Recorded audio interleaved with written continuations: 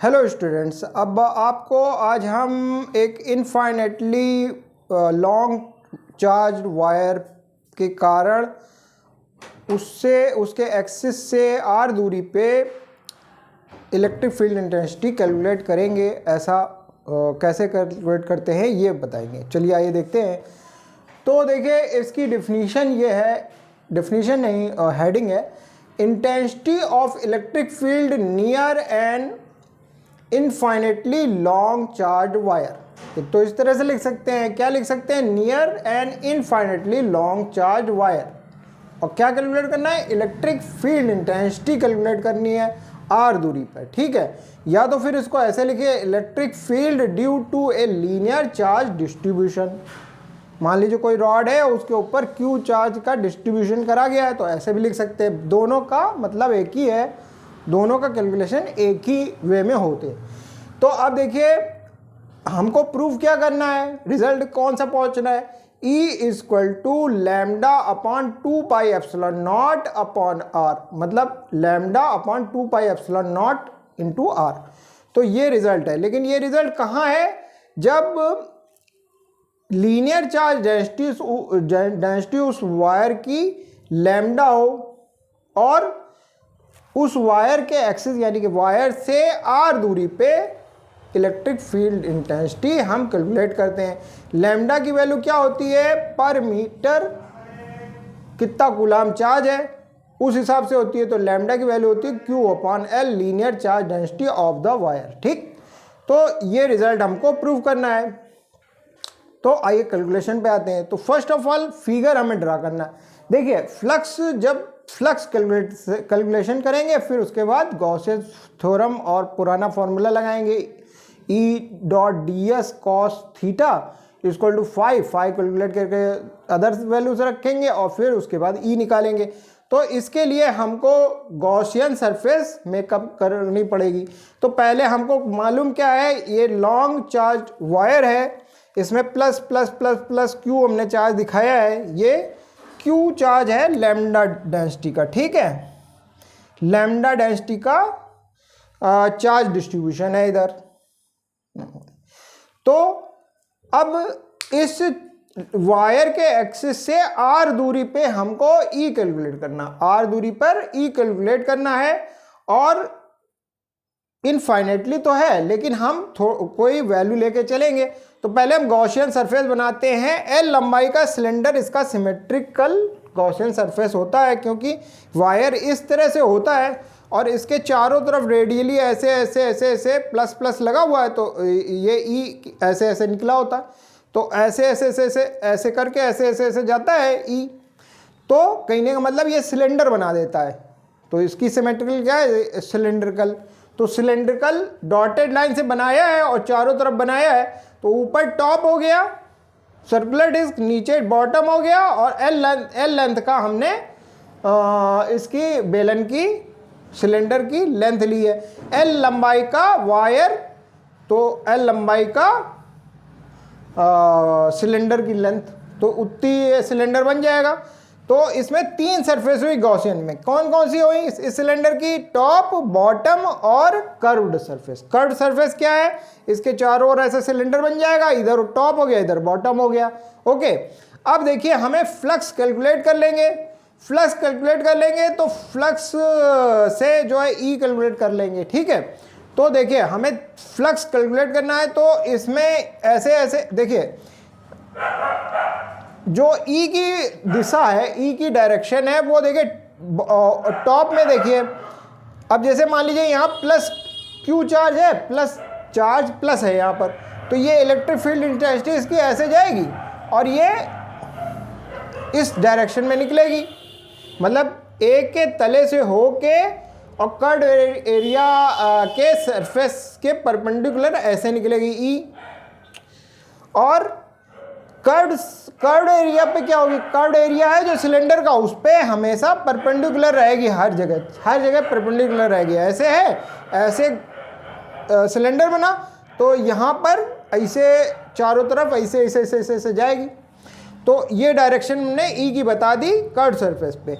अब बॉटम पे जो सर्कुलर डिस्क बनी है ये बॉटम पे, तो यहाँ पर ये ऐसे जाएगी, तो ये ई बना दी। तो तीन हमने सरफेसेस ली, टॉप बॉटम सिलेंडर, और तीनों में ई की दिशा बता दी, इधर इधर इधर। अब इधर आई है तो इधर इधर होगी, ऐसे होगी, ठीक है।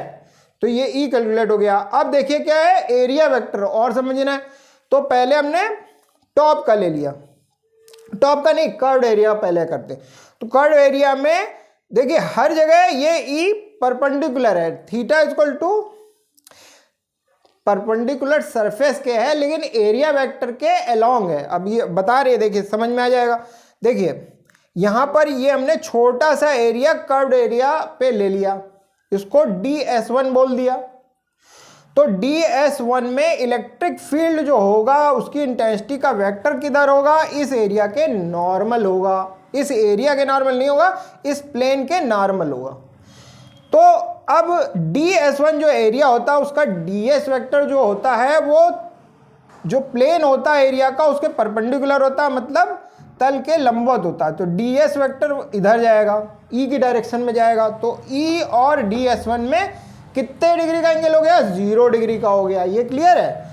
तो ऐसा जो है हर जगह होगा, कर्व्ड सरफेस पे हर जगह ऐसा होएगा। तो ये आपका इतना हो गया। अब हमारा बचा टॉप और बॉटम। तो टॉप में स्थित क्या है, देखिए ds2 हमने इस एरिया को माना है, छोटे एरिया को, जैसे यहाँ एरिया लिया था वैसे यहाँ डिस्क ले ली। अब इस एरिया का वेक्टर ds2 किधर जा रहा है, ऊपर की तरफ जा रहा है, प्लेन के परपेंडिकुलर रहेगा, लेकिन प्लेन के परपेंडिकुलर एरिया वेक्टर रहता है। तो एरिया वेक्टर ऐसे जाएगा, और ई किधर जा रहा है, ऐसे जा रहा है। तो इन दोनों के बीच के एंगल कितना हो गया, 90 हो गया। तो ये θ2 इक्वल टू 90 हो गया। इसको ds2 बोला है, और θ2 इनके बीच में इलेक्ट्रिक फील्ड और ds2 के बीच में 90 डिग्री होगा। अब देखिए, अब बॉटम पे आए, बॉटम पे ये एरिया माना हमने सर्कुलर, तो इसमें ds3 वेक्टर इधर की ओर जाएगा। देखिए ds3 वेक्टर इधर जा रहा है, e किधर जा रहा है, इसके जस्ट 90 डिग्री पे। तो e के 90 डिग्री पे ds3 वेक्टर है, थीटा इक्वल टू 90। तो यही क्लियर करना था कि क्या क्या चीज़ है। और ये दूरी कितनी है, इस सिलेंडर का रेडियस क्या है r, लेंथ क्या है l, और इसका लीनियर चार्ज डेंसिटी क्या है, lambda equal to q upon l। इतना क्लियर है। अब चलिए प्रूफ पे आते हैं। तो आप लोग की सहायता के लिए इजीली समझ में आया, हमने दोबारा फिगर बनाया है। देखिए हमने ये वायर लिया था और इसके चारों ओर गॉसियन सिलेंड्रिकल सरफेस कंसीडर करी थी। तो अब फ्लक्स जो गुजर रहा है थ्रू गॉसियन सरफेस वो देख लेते हैं कैसे कैसे होता है। देखिए कर्व सरफेस है, उसमें फ्लक्स ऐसे ऐसे ऐसे ऐसे निकल रहा है, ऐसे सिलेंडर है, फ्लक्स कैसे निकल रहा है, ऐसे ऐसे ऐसे ऐसे निकल रहा है। तो φ1 इक्वल टू हो जाएगा integration of E ds1 cos theta, और थीटा की वैल्यू क्या है यहाँ पर, ई पैरेलल टू ds1 है। इस कर्व एरिया में ई हमेशा पैरेलल रहता है एरिया वेक्टर के, तो 0 थीटा इक्वल टू 0 हो जाएगा। तो φ1 का ये इस तरह से फ्लक्स है। अब टॉप पे क्या है, टॉप पे देखिए ई और ds1 एक दूसरे के परपेंडिकुलर है। देखिए ये परपेंडिकुलर है, θ2 इक्वल टू 90। तो इसको कैलकुलेट करने की जरूरत नहीं है। जब थीटा इक्वल टू 90 है तो कॉस 90 की वैल्यू 0 होगी, तो फ्लक्स की वैल्यू क्या हो जाएगी, इसकी वैल्यू 0 हो जाएगी। जब यहाँ 0 आ जाएगा तो 0 हो जाएगी, लेकिन लिखने के लिए लिखना पड़ेगा, बाद में कैलकुलेशन करके दिखाना है। तो यहाँ पर हमने फ्लक्स नहीं दिखाया है, यहाँ फ्लक्स नहीं है। और यहाँ पर सेम सिचुएशन इधर होगी, थीटा इक्वल टू 90 हो जाएगा, कॉस 90 0, तो यहाँ पर फ्लक्स 0 होएगा। यहाँ फ्लक्स नहीं दिखाया, यहाँ फ्लक्स दिखाया। तो φ1 प्लस φ2 प्लस φ3 करेंगे तो टोटल फ्लक्स आ जाएगा, और टोटल फ्लक्स आ जाएगा तो गॉसियन लॉ से q अपॉन एप्सिलॉन नॉट लगाएंगे तो सॉल्व हो जाएगी प्रॉब्लम। तो ये समझ में आ गया। तो अब देखिए हम कैलकुलेट करते हैं। For curved surface E parallel to ds1, ये दिखाया हमने, E पैरेलल टू ds1, ठीक है। ये देखिए इधर ds1 जा रहा है, इधर E जा रहा है, थीटा इक्वल टू 0 है। तो इसको कैलकुलेट करा तो integration of E dot ds1 cos theta की वैल्यू 1 हो जाएगी, 0 रखा जब तो E D S one integration of E D S one cos 0 equal to integration of E into D S one. यहाँ तक पहुँचे। अब ये रिजल्ट हमने यहाँ लिखा इक्वल टू ई ब्रैकेट में इंटीग्रेशन ओवर होल सरफेस और डी एस वन। तो अब ये देखिए ये चीज़ क्या है, ये चीज़ है curved area of the Gaussian cylinder. तो इसको अलग कैलकुलेट कर लीजिए, integration of D S one is equal to area of curved surface. तो पूरे कर्व्ड एरिया का सरफेस क्या होगा, 2 पाई आर एल, हम लोग को फार्मूला पता है 2 पाई आर एल। ठीक, तो ये इसकी वैल्यू आ गई 5n equal to E into 2 pi R L. ठीक, अब हमारा कर्व्ड एरिया तो हो गया, ये फ्लक्स कैलकुलेट कर लिया। अब for top and bottom surfaces, for top and bottom surfaces, top में क्या है φ2 है, बॉटम में φ3 है। तो दोनों में जब फार्मूला हमने यही बना दिया, लिख दिया, तो वही दोबारा लिखा φ2 equal to E integration of E into D S two cos 90। ठीक, तो cos 90 वैल्यू 0 हो गई, तो integration of E D S two into 0 equal to 0। ठीक, सेम बॉटम के लिए φ3 equal to integration of E dot D S three cos 90, यहाँ वाला। ठीक, कॉस थीटा की वैल्यू 0 हो गई, तो ये पूरा integration of E D S three into 0 equal to 0 हो गया। ठीक, अब आराम से हो गया, क्योंकि सारे जितने एरिया थे सबकी फाई कैलकुलेट हो गया। अब क्या करना है, सिर्फ समेशन करना है। Not total flux through Gaussian cylinder, तो phi equal to 5n plus φ2 plus φ3।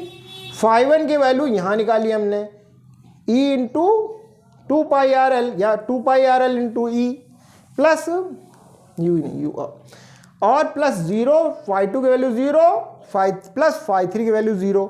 तो इसकी वैल्यू क्या आ जाएगी फाई की, फाई इक्वल टू आ जाएगी 2 पाई आर एल इंटू ई। अब यहाँ तक पहुँच गए तो आराम से हो जाइए। अब गॉस लॉ जो स्टेट करता है वही बता देंगे। गॉस लॉ क्या कहता है, गॉस लॉ कहता है कैलकुलेशन ना करो, टोटल चार्ज देख लो कितना है क्लोज सरफेस में और एप्सिलॉन नॉट से डिवीज़न कर दो, बस उसके बाद कुछ कैलकुलेशन ही नहीं है। तो हमने क्या लिखा इसको, 2 pi R L into E equal to phi. ये ऐसे हमने जो रिजल्ट निकाला हमको उसको ऐसे लिख दिया। अब गॉसियस लॉ लगाया, तो इस क्लोज सरफेस में टोटल कितना चार्ज है, Q है चार्ज, तो Q और नेट चार्ज Q है और एप्सिलॉन नॉट से भाग दे देंगे तो फ्लक्स के बराबर हो जाएगा। लेकिन Q कैसे निकालोगे, देखो पहले लिख लेते हैं, फाई इक्वल टू Q अपन एप्सिलॉन नॉट लिख लिया। अब Q कैसे निकालेंगे, देखो L पता है हमें और क्या पता है, लैम्डा पता है, तो Q की वैल्यू क्या हो जाएगी, लैम्डा इंटू L हो जाएगी। भाई लैम्डा होती है पर मीटर चार्ज और उसमें कितने मीटर आपका वायर है, L मीटर, तो L का गुणा कर दिया तो lambda into L upon epsilon not आ गया। तो इतना समझ में आया। अब देखिए L से कैंसिल हो जाएगा, ई इधर ही रखेंगे, बाकी सबको इधर ले आएंगे, तो क्या हो जाएगी equation, E equal to lambda upon 2 pi epsilon not into R. ठीक है, तो ये रिजल्ट यही है ना, ये रिजल्ट, तो ये रिजल्ट प्रूव हो गया, ये रिजल्ट प्रूव हो गया। अब देखिए क्या करना है, अब इस रिजल्ट को जनरलाइजेशन मतलब हम लोग यूज पढ़ लेते हैं, इसके क्या होते हैं। अब देखिए इसको हम यहाँ डिस्कस करें, ये तो प्रूव हो गया हमारा, अब इसको यहाँ प्रूव करते हैं। तो यहाँ प्रूव करने में देखिए क्या है, प्रूव तो कर दिया, अब इसको थोड़ा विवेचना कर लेते हैं, थोड़ा डिस्कशन कर लेते हैं। देखिए E equal to lambda upon 2 pi epsilon not into R है, इसमें देखिए lambda upon 2 pi epsilon naught constant है, बदल नहीं रही है, लैम्डा पूरे वायर के लिए सेम होती है और एप्सिलॉन नॉट कांस्टेंट होता है, 2 पाई ऑल्सो कांस्टेंट नंबर होता है। तो ये कांस्टेंट है तो E directly proportional to 1 upon R आ जाता है, 1 अपॉन आर आ जाता है। यानी कि क्या मतलब, इसका मतलब ये है कि अगर आर की वैल्यू बढ़ाते जाएंगे तो ई की वैल्यू घटती जाएगी, तो इससे दूर जाएंगे तो वैल्यू घटती जाएगी।